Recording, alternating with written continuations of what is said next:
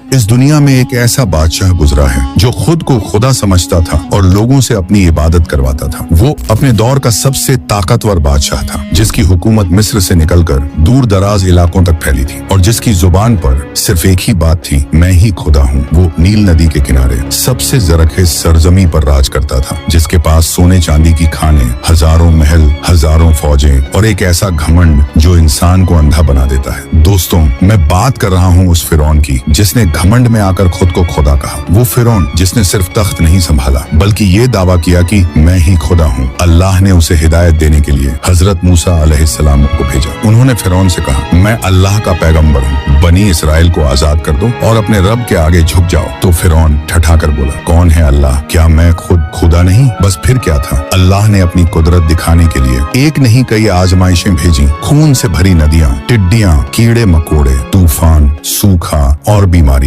हर आजमाइश एक इंसानी औकात का आईना थी। मगर जब इंसान का दिल पत्थर बन जाए तो फिर उसे वही मिलता है जिसका वो हकदार होता है। आखिरकार अल्लाह ने मूसा अलैहिस्सलाम को हुक्म दिया, अपनी कौम को लेकर मिस्र से निकल जाओ। मूसा अलैहिस्सलाम अपनी कौम के साथ निकले और फिरौन अपनी फौज लेकर उनके पीछे हो लिया। जब वो समंदर के किनारे पहुंचे तो अल्लाह ने समंदर को दो टुकड़े कर दिया। बनी इसराइल बीच से गुजर गए, सूखी जमीन पर दोनों तरफ पानी की दीवारें। फिरौन भी उसी रास्ते में घुस गया, मगर जैसे ही वो बीच में पहुंचा, समंदर फिर से मिल गया। फिरौन ने आखिरी सांस में कहा, अब मैं ईमान लाता हूँ। मगर जवाब आया, अब जब तू पहले नाफरमानी करता रहा, अल्लाह ने उसका जिस्म समंदर से बाहर फेंक दिया ताकि आने वाली नस्लें सबक ले सके। न तख्त बचा न ताज, बस एक नाम जो आज भी इबरत का निशान है। क्योंकि मेरे भाइयों, घमंड एक ऐसा जहर है जो रूह को मारता है, इंसान को मिट्टी से उठाकर आसमान तक ले जाता है और फिर वहीं से ऐसा गिराता है कि नाम तक मिटा देता है। इसलिए अल्लाह से डरो, क्योंकि वही है जो इज्जत देता है और वही है जो गिरा देता है। बेशक अल्लाह